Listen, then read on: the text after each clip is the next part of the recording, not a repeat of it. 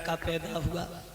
देव की बड़ा खुश भई, लेकिन कंस का ध्यान आया, रोने लगी, महाराज मेरे बच्चे को बचा लो, मेरा भैया बच्चा नहीं छोड़ेगा। वसुदेव बोले देव की ध्यान करो, जब हमने तुम्हारी जान बचाई, बच्चा हमें दे दो। कंस के दरबार में बच्चे को लेके गए, लेकिन कंस ने पहला समझ करके उसे छोड़ दिया।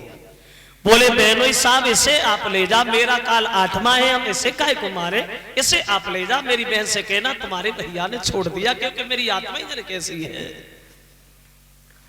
देवकी ने अपने बच्चे को जिंदा देखा तो लाखों दुआएं देने लगी, भैया मेरी उम्र तुझे लग जाए, तू 1000 साल जिंदा रहे, तूने मेरे बच्चे को छोड़ दिया।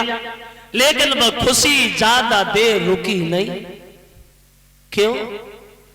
क्योंकि नारद ने देखा कंस इतना बड़ा पापी और इतनी बड़ी दया, जहर के भरे हुए घड़ा में अमृत की बूंदें किधर से दिखाई देने लगी। भैया अगर कंस को ऐसे ही दया आई तो भगवान को आने में तो बड़ा देर लगेगी।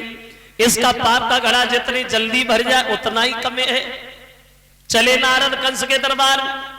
कंस ने नारद जी को देखा, बोले आ बाबा जी या, वैसे हमें महात्मा से कुदरती घृणा है, बहुत से महात्मा हमने मरवा दिए, लेकिन तुम्हारा सम्मान करते कि तुम अच्छे साधु हो। ओ बैठो। तो नारद पूछने लगे, कंस एक बात बताओ, क्या?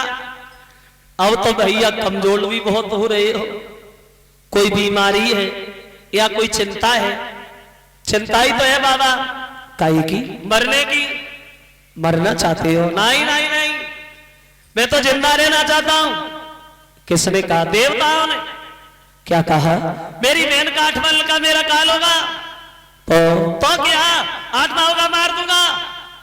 किसी बच्चे ने जन्म लिया? हाँ हाँ, मैंने उसे छोड़ दिया। क्यों? पहला था इसलिए, 8वां मारूंगा। नारद जी बोले लगता है कंस तुम 8वें तक पहुंचोगे ही नहीं, तुम्हारी मौत आ गई।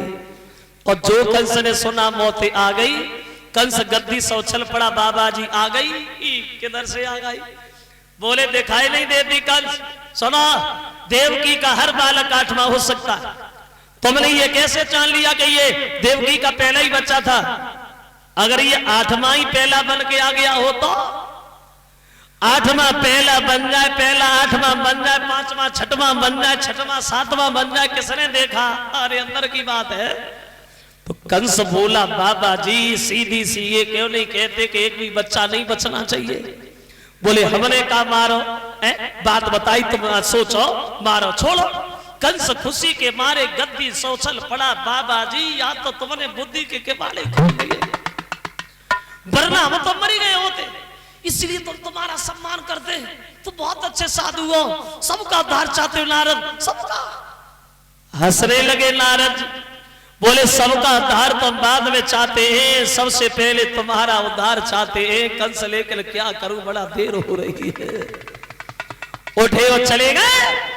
कंस मांगा बहन बच्चे को हमें दे दो। कहने लगी भैया ये वही बच्चा है जिसे तुमने छोड़ दिया। छोड़ दिया तब छोड़ दिया, अब थोड़ी छोड़ूंगा। पैरों की तरफ पकड़ करके घुमा करके जब चट्टान से पटका तो बच्चे की मांस की बोटियां बोटियां बिखरी गई। पछाड़ खा के देवकी गिर गई, लेकिन कुछ कह नहीं पाई। कंस ने 1 नहीं 2 नहीं, देवकी के 6 बच्चा ऐसे ही मार दिए।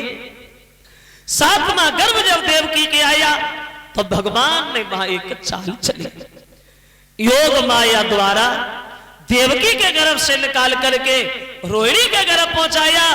ये रोहिणी वसुदेव की दूसरी पत्नी थी जो गोकुल में रहती थी। जब मां बच्चा पैदा हुआ तो उसका नाम रखा गया बलराम। और इधर मथुरा में खबर भेज दी गई, देवकी का 7वां गर्भ खंडित हो गया। अब चले 8वें गर्भ में स्वयं भगवान आ गया समय।